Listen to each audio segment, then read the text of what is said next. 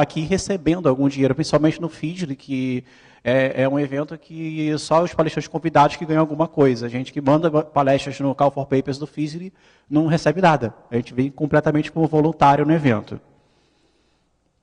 E quando a gente recebe algum elogio como esse numa rede social, motiva a gente cada vez mais a ajudar e compartilhar conhecimento com a galera. Eu trabalho com o PHP. Esses aí são os meus queridos mascotinhos, não é sorteio, eles me acompanham nos eventos que eu vou. Tem um outro aqui. Dessa vez eu trouxe só 2. Esse aqui é o mascote do PHP, é o elefante. Trabalho com PHP, já tem... para quem quiser elefantes, tem uma comunidade no Telegram específica para falar sobre isso. São colecionáveis, né? Eu trabalho com PHP desde 2003, sou amante de software livre, de open source, evangelista PHP por eventos em todo o Brasil, já palestrei no TDC, PHP Conference Brasil, um evento em Brasília, que foi o da Arquimira, já palestrei algumas vezes aqui no Rio Grande do Sul, e por aí vai. Na Bahia, Fortaleza. Sou certificado pela própria PHP, né, pela Zend, que é a empresa que desenvolve o core do PHP. Eu tenho a Zend Certified Engine. Do Brasil, não chegam a 600 pessoas que têm essa certificação. Faço parte da organização da comunidade PHP Rio, que é a comunidade de desenvolvedores PHP do estado do Rio de Janeiro. Hoje a gente está com mais ou menos 2.000 pessoas no nosso meetup. É o 5º maior meetup do Rio de Janeiro. Se contar meetup de tudo, meetup de conversação, meetup de empreendedorismo, o nosso é o 5º maior meetup do Rio de Janeiro. A gente está aí com 2.000 pessoas no nosso meetup. Nosso grupo do Telegram tem, hoje, já deve estar com mais 700 pessoas, mais ou menos. Se todos aqui entrarem, a gente com certeza vai estar bem mais de 700. As redes sociais, não preciso dizer quais são, tem várias aí, vocês podem me encontrar nelas para trocar ideias sobre o conteúdo dessa palestra aqui e das outras que eu vou apresentar aí durante o FISLE, né? Vou apresentar algumas palestras durante o evento. Bom, falando sobre subversão, o que é subversão? Né? No título da palestra já estava lá, seja subversivo, faça teste. Ela é uma filosofia que a gente pode dizer que é algo funcional. É um jeito diferente da gente olhar as coisas.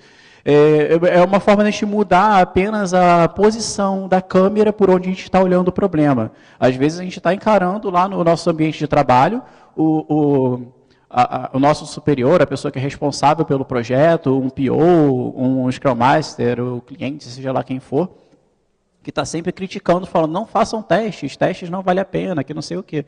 Quando a gente passa a olhar isso por um olhar um pouco diferente, a gente está tendo uma postura subversiva em relação à forma de encarar aquela situação. Não está olhando aquilo como uma forma negativa, mas a gente pode utilizar aquilo como um degrau para a gente chegar um pouquinho mais distante, né? Ela é uma provocação saudável também para a gente, para o nosso ambiente de trabalho, porque de uma forma subversiva a gente pode trazer soluções gradativamente no ambiente de trabalho que vai fazer mudanças que vai impactar completamente o nosso ambiente, né? Opa, acho que eu passei o slide sem saber. Não, tá bom, vamos passar.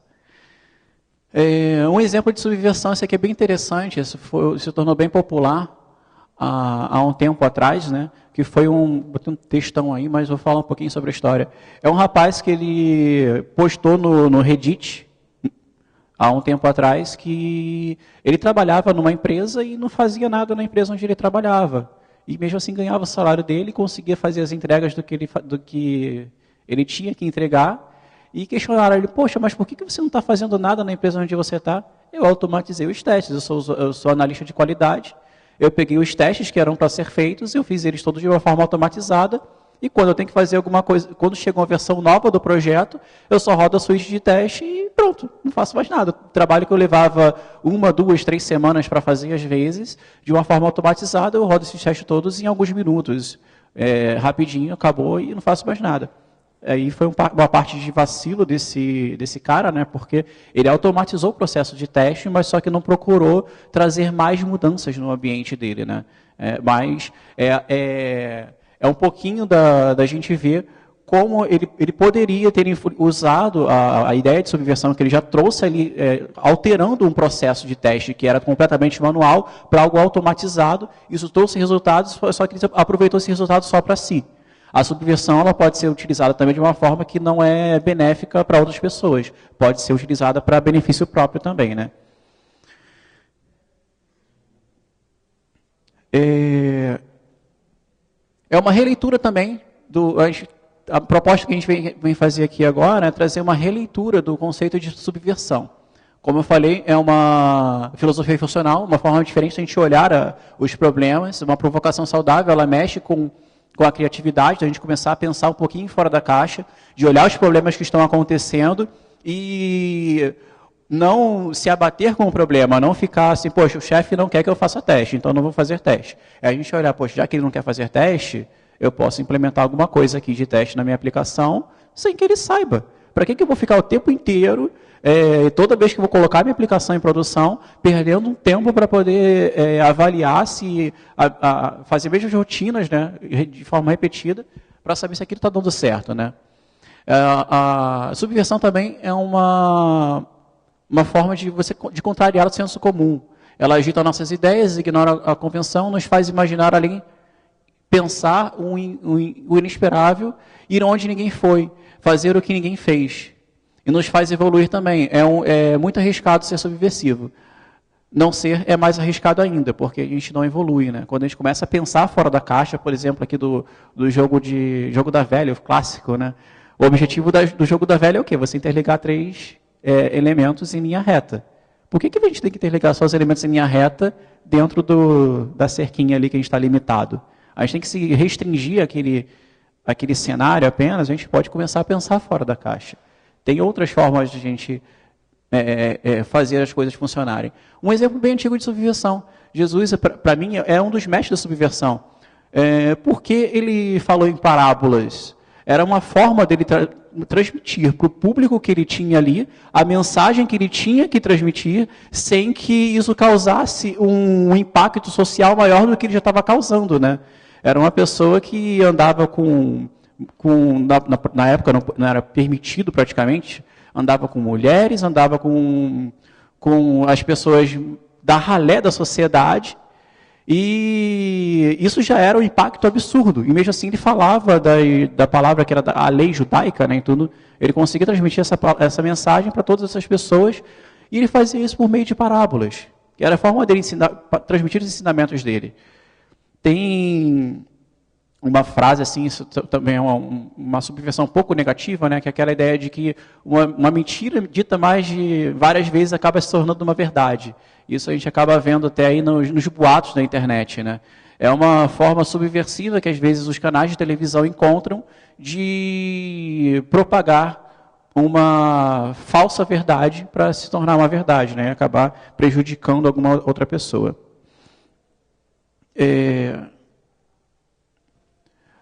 Esse rapaz aqui, chamado Eugene Peterson, ele fala o seguinte: lembro-me então que sou um subversivo. Minha eficácia ao longo prazo depende de não ser reconhecido por quem realmente sou. Se ele soubesse qual era realmente o meu trabalho, a diferença que estava fazendo, ele me demitiria. Isso não é desonesto? Não exatamente. Não estou dando uma impressão falsa de mim mesmo. Isso tem muito a ver também com a ideia de software livre, né? Às vezes a gente pensa, como é que eu vou trazer o conceito de software livre para o meu ambiente de trabalho? A empresa ela não adota software livre, mas o que a gente faz no ambiente de trabalho é produção de praticamente software livre. Se eu for, por exemplo, estou criando digamos que eu sou um desenvolvedor front-end, estou criando um slider para poder exibir uma galeria de fotos no site. Por que eu tenho que colocar todo o código JavaScript daquele slider proprietário? Por que aquilo tudo tem que estar dentro da plataforma lá da empresa que eu estou desenvolvendo? Se eu pego aquele pedacinho de código do slider que eu criei para a galeria de fotos e coloco isso como software livre, eu estou beneficiando outras pessoas que também precisam utilizar aquele tipo de solução e estou também fazendo currículo, porque software livre também é uma forma da gente crescer profissionalmente, né? E também estou beneficiando outras pessoas, como aqui ele fala, né? ele, expondo o que ele estava fazendo dentro da empresa, ele poderia acabar se dando mal. Mas ele fazendo isso de uma forma subversiva, ele consegue transmitir muito mais fácil a ideia do que ele estava querendo fazer dentro de um ambiente corporativo. Testes automatizados, isso é um sonho ou uma realidade. O foco é testes da palestra. Para muitos, um sonho, mas para mentes subversivas, um alvo a se alcançar, com um passo a cada dia. Teste manual é um negócio super demorado. Eu trabalhei já numa empresa que, para colocar a aplicação em produção, eles levavam exatamente 2 semanas. Terminou o desenvolvimento de uma tarefa, começava toda aquela galera da equipe de desenvolvimento a testar para colocar a solução em produção daqui a 2 semanas, porque tinha que navegar em todas as telas. Só que nesse meio do caminho, de repente, surgia uma versão nova da aplicação. Surgia um bug fix, e a galera de qualidade ficava maluca. Como é que eu vou concluir o teste do que já está aqui na fila para a gente colocar em produção? Tem um bug fix que tem que ir agora para a produção, aí para tudo, ficava aquele caos, né?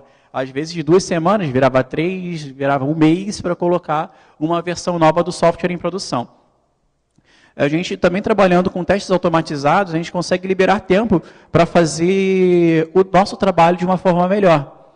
Que é aquele exemplo que eu trouxe ali em um dos primeiros slides, o rapaz ele fez o trabalho dele de uma forma melhor, mas só que ele parou no benefício próprio. A gente tem que fazer isso pensando em beneficiar a empresa, onde a gente está. Porque se a empresa cresce, a gente cresce também. A gente promove uma rede de segurança. Se fizer uma mudança no código, que eu testei os testes, a gente vai saber exatamente onde a aplicação está quebrando, né? Então, a gente consegue ter mais segurança quando a gente está com testes automatizados. Dá para chegar numa aplicação, meter a mão no código, dane-se se vai quebrar, eu sei exatamente onde vai quebrar, porque tem cobertura de teste na minha aplicação.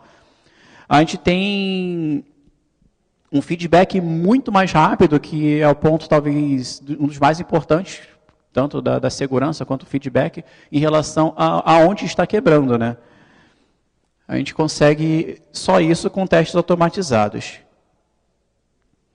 Mas como a gente pode automatizar os testes se o chefe ele sempre está dizendo que você está perdendo tempo, os colegas de trabalho não gostam de trabalhar com os testes, o projeto tem tempo apertado, eu também, digamos assim, eu nunca fiz testes na minha vida, nunca implementei uma suíte de testes, não temos infraestrutura para rodar uma aplicação de teste, vou botar um Jenkins, alguma outra solução para poder rodar os testes, eu não tenho infraestrutura na minha empresa para fazer isso.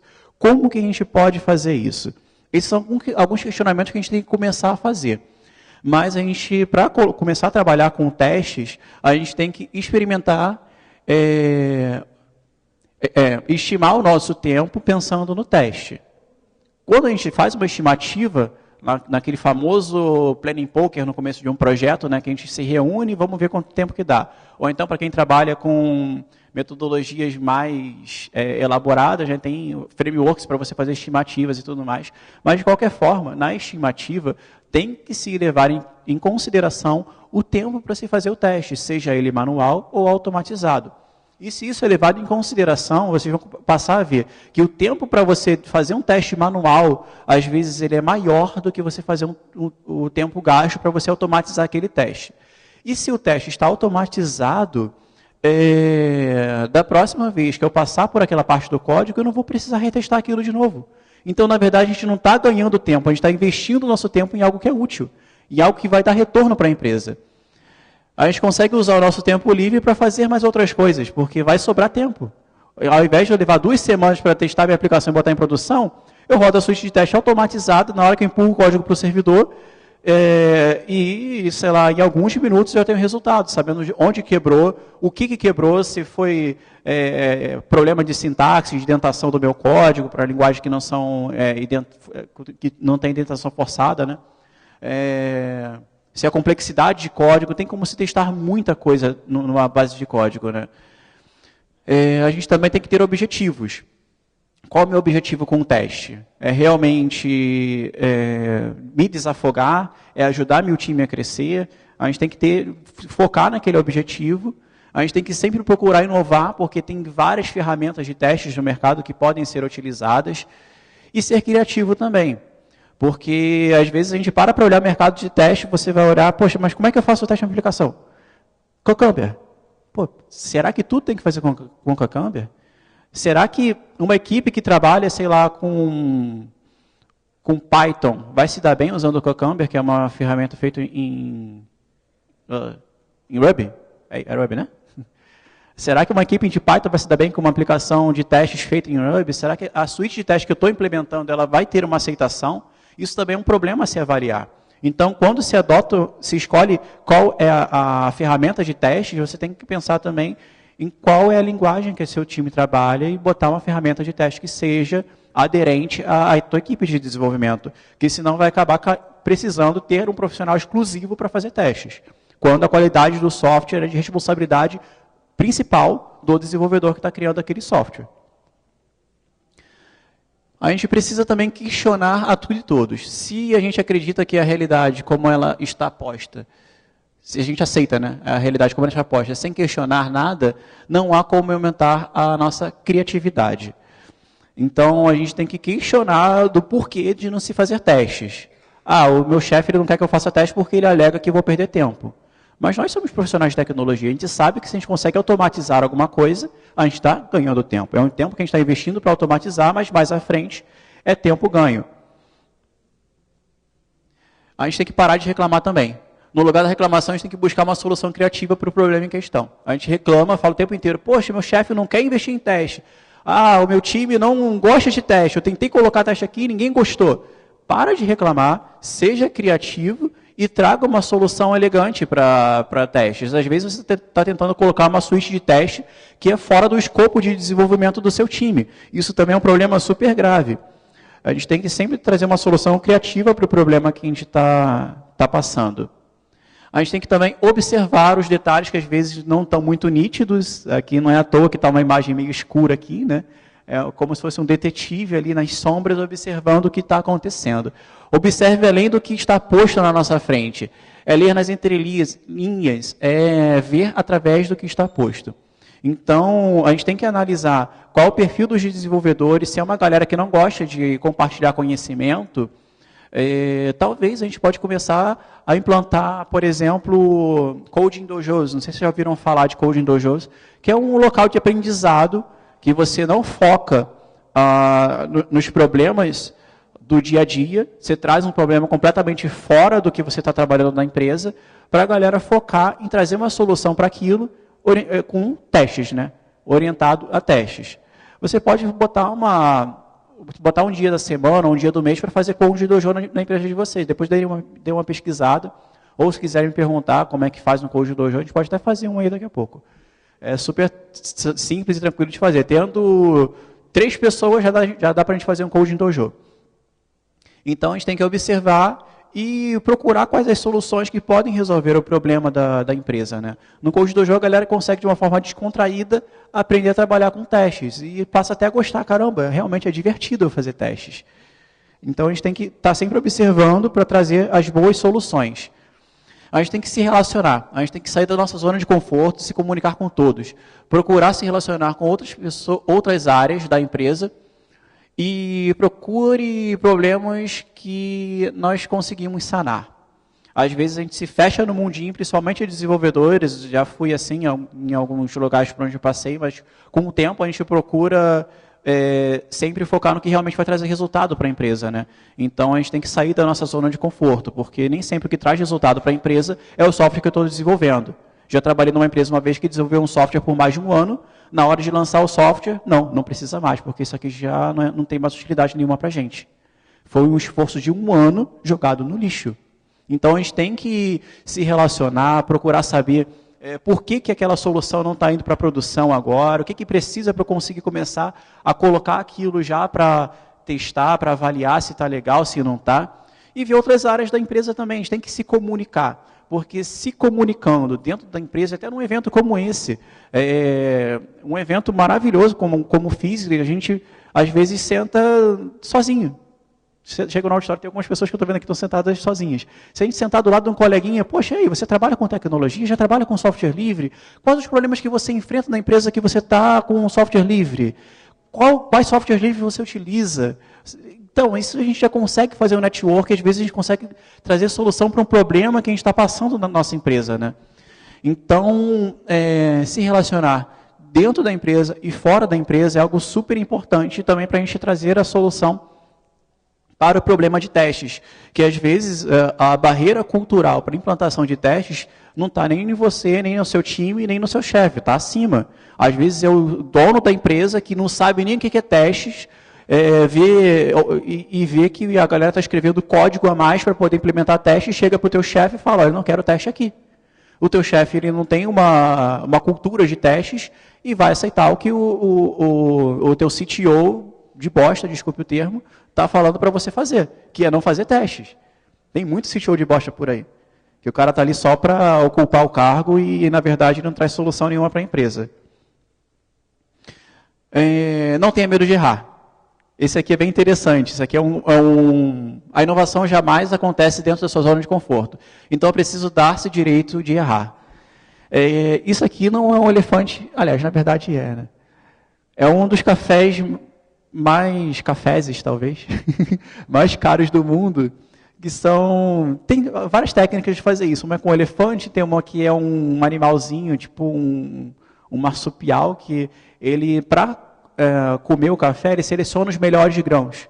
Ele ingere aquilo não digere no intestino dele, ele só a parte externa, né?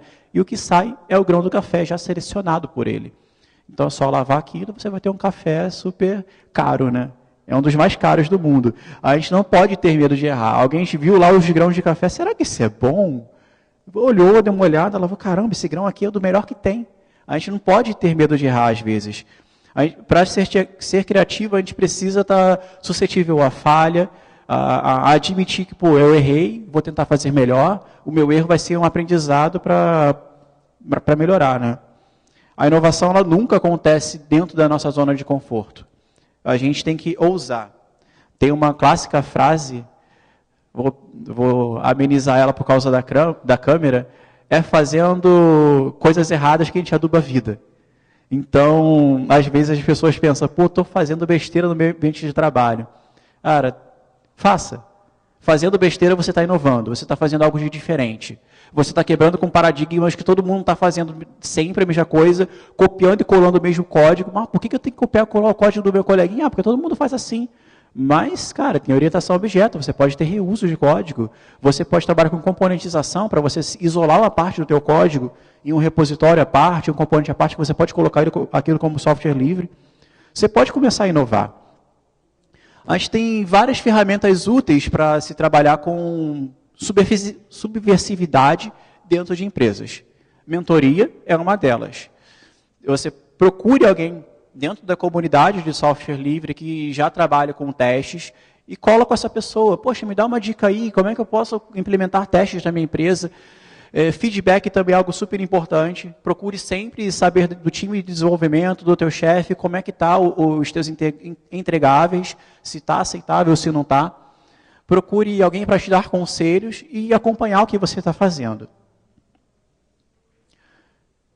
Meu chefe não quer saber de teste, e agora o que eu faço?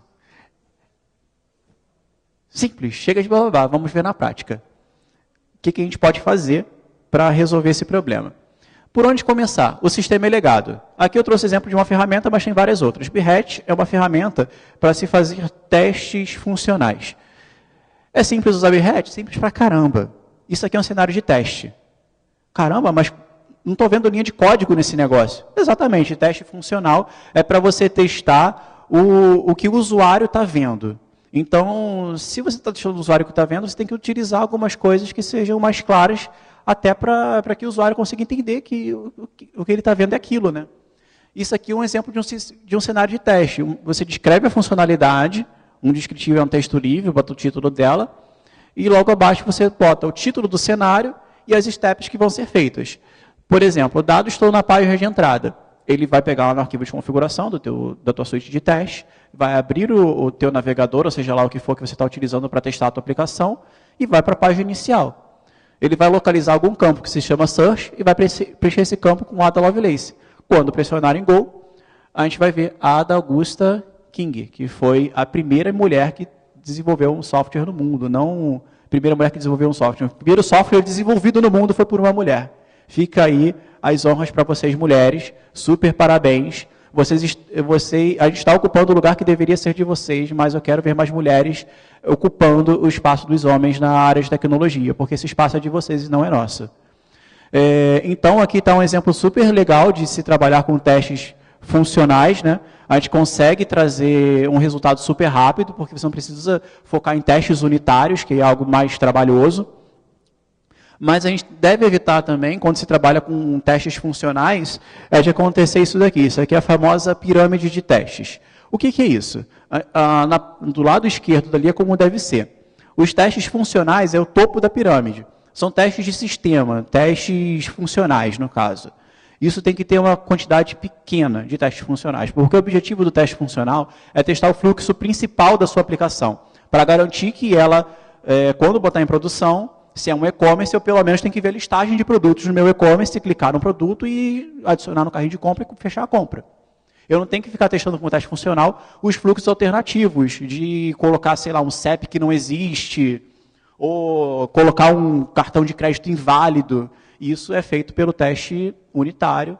Você consegue reduzir bastante a quantidade de testes de sistema. Até porque testes de sistema e funcionais, eles são pesados para serem executados, porque você tem que abrir o teu navegador, você instancia um montão de coisa para você conseguir navegar na sua aplicação. É algo que demora. Teste de integração está ali no meio da pirâmide. E tem água. É a parte central da pirâmide ali, não tem um meio termo nem de tem que ser muito ou não, mas você tem que fazer, você tem que garantir que a tua aplicação que consome uma API, ela está consumindo aquela API direito. As respostas que são dadas pela API, você não vai testar todas as respostas, você vai mocar aquilo, mas você tem que esperar que, para aquela resposta específica, a tua aplicação vai ter um comportamento específico.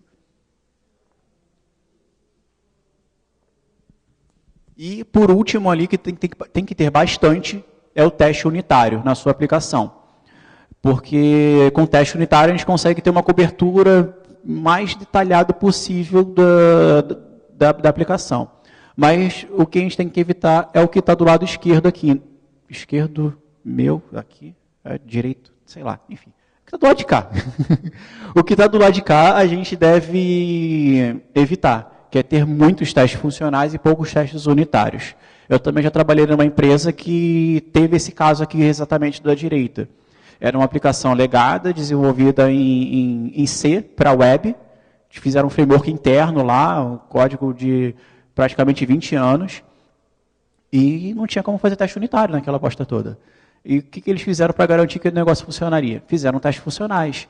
Então, tudo foi sendo feito com teste funcional. Até regras de negócio para saber se o CPF estava válido ou não tinha teste funcional. Jogava o CPF errado para ver se retornava o valor. Teu CPF está errado. O que aconteceu? A suíte de teste para rodar por completo levava 6 horas. Isso se não quebrasse no meio do caminho, porque teste funcional tem problema de estabilidade. Você pode dar um timeout na página, alguma coisa do tipo. Tem um problema do browser.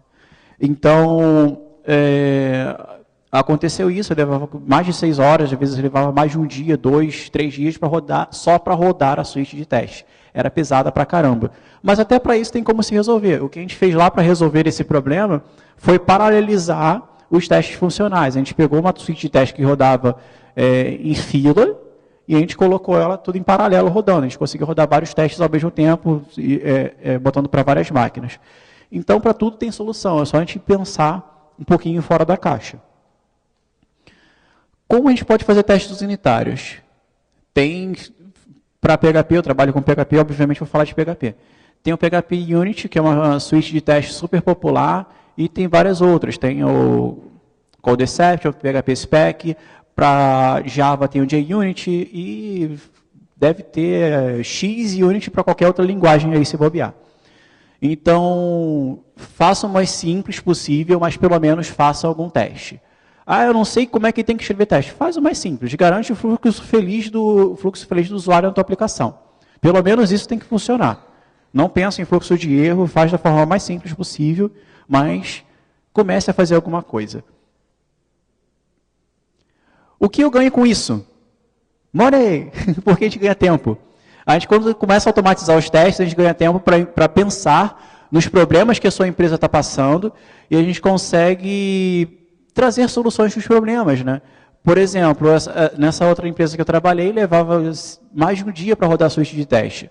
Quando a gente colocou esses testes paralelizados, a gente conseguia pensar em outras formas de escrever testes, de migrar alguns serviços, já com cobertura de teste, a gente conseguia trazer soluções bem interessantes por conta da gente ter mais tempo para conseguir pensar nelas. Possibilidade de automatização de testes, tem várias. Jenkins é a mais famosa de todas. O Travis ele é bem famoso para quem trabalha com software livre, porque é uma plataforma, seria SaaS, né? SaaS? Enfim. Ou PaaS. Aí é a polêmica do X, né? X as a Service. É uma plataforma online para você fazer teste na sua aplicação. Para quem trabalha com software livre, é completamente gratuita. Então, você consegue rodar toda a stack de teste da tua aplicação usando o Travis. E tem várias outras. Tem várias para você trabalhar com... Inclusive, para aquela plataforma proprietária, que daqui a pouco está virando uma distribuição Linux, de tanto que eles estão investindo em software livre, também tem soluções cloud para você fazer testes naquela plataforma chata pra caramba. Deploys automatizados, também que é o sonho de todo desenvolvedor, né? A gente terminou de desenvolver, codei, empurrei para o servidor, automaticamente roda os testes passaram, já autoriza de eu clicar no botãozinho lá e jogar para produção. Clico naquele botãozinho, já posso abrir a aplicação aqui em produção e ver o negócio funcionando.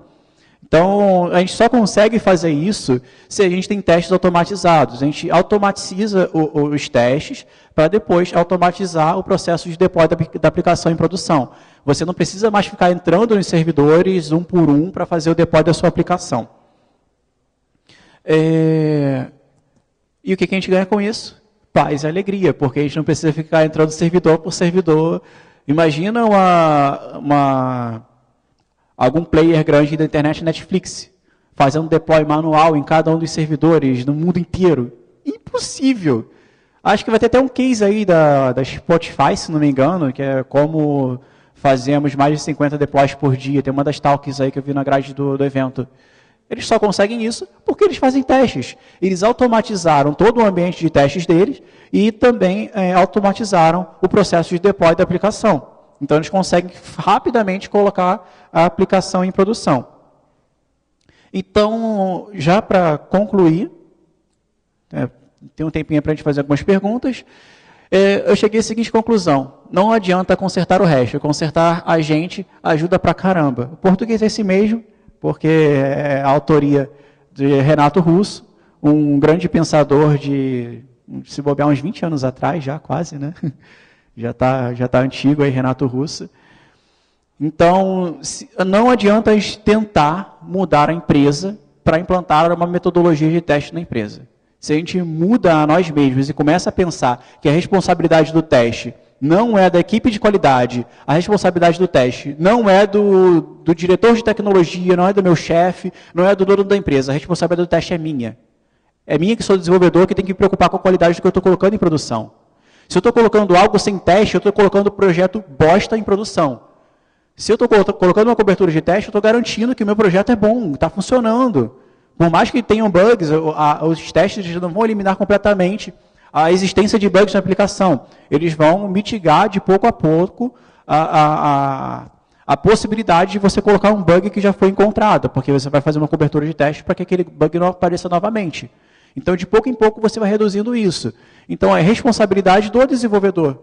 Se até hoje você trabalha sem teste, você, desculpe o termo, está sendo um irresponsável de colocar o teu código sem teste em produção. Então, a gente tem que se preocupar em mudar primeiro a nós mesmos, a nossa forma de pensar, para depois começar a influenciar as pessoas que estão à nossa volta de uma forma subversiva para que eles vejam, caramba, aquele cara ali que está desenvolvendo com testes, ele consegue entregar a solução muito mais rápido do que eu. Por quê? Porque ele está fazendo testes, porque ele consegue meter a mão no código, ele roda a suíte de teste, ele garante que o negócio está funcionando, ele sabe onde está quebrando. Então, assim, a gente começando de uma forma subversiva, de pouco em pouco a gente consegue mudar a cultura de toda uma empresa, né? E agradeço a todos. É isso aí. Agora é o momento das perguntas, tá? De novo nas minhas redes sociais. Alguém tem algo para perguntar, alguma consideração, algum comentário, compartilhar alguma experiência que tiveram com a implementação de teste na empresa de vocês e deu ruim, que era alguma ideia? Aí...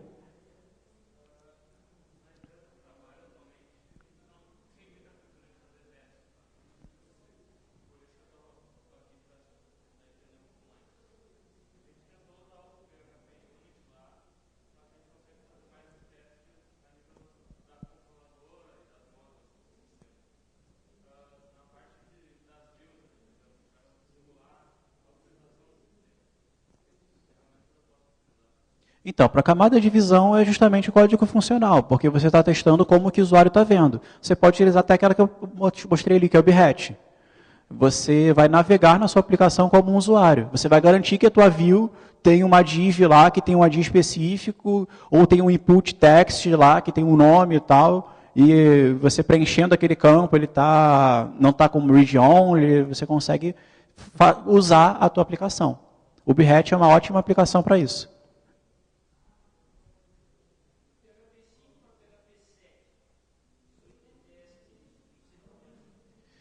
Tem uma ferramenta que eu não sei de cor o nome dela. Eu posso te passar agora, depois da palestra, dar uma olhada, que ela faz uma análise do teu código para ver o que vai quebrar das mudanças, por exemplo, funções que eram deprecated, deixaram realmente de existir, ou então alguma coisa que não dava um warning, passou a dar um warning. Tem uma biblioteca que faz essa análise na sua aplicação e te diz exatamente os pontos que você tem que melhorar. Mas, para fazer essa migração, é importante, pelo menos, você ter teste funcional, para garantir que migrou, funcionou. Aí você perde até, não tem nem a dor de cabeça de saber o que tem que estar compatível ou não. Migrou, funcionou, tá bom. Os testes passaram, tá ok. Mais alguém? Isso aí? Era isso mesmo? Mais alguém? Dou-lhe uma, dou-lhe duas... Bom, obrigado, pessoal. Qualquer coisa, vocês podem me interromper aí fora. E estou super à disposição para trocar ideia. Se quiserem fazer um dojo aí também, estou super à disposição para a gente fazer um dojozinho, codar um pouco, brincar. Sou apaixonado por desenvolvimento. Dojo de teste funcional, para você que quer implementar teste das camadas de visões, é interessante fazer dojo de teste funcional porque você consegue integrar pessoas que não são da área de desenvolvimento para entenderem um pouco mais de como se faz testes, porque com teste funcional você escreve as sentenças de testes em português mesmo. Então você dá um dicionário de frases para essas pessoas, elas vão ter que entender como é que é o fluxo da aplicação e encaixar as frases da forma como elas têm que ser. Procurar um campo lá, esse campo aqui tem que ser preenchido com tal valor. E é super tranquilo fazer teste funcional, é até divertido. Eu já fiz isso em uma empresa que eu trabalhei, eu consegui ter nos dojos que a gente fazia, mais gente da central de atendimento da empresa do que os próprios desenvolvedores participando dos dojos. E a galera da central de atendimento ficava alucinada porque conseguia entender como que era a complexidade de desenvolver um software e conseguiam ver alguma coisa rodando, né? Conseguia fazer um cenário de teste lá que dava ok, o negócio passava. Bom, agradeço a todos e vamos curtir aí o evento. Valeu, pessoal!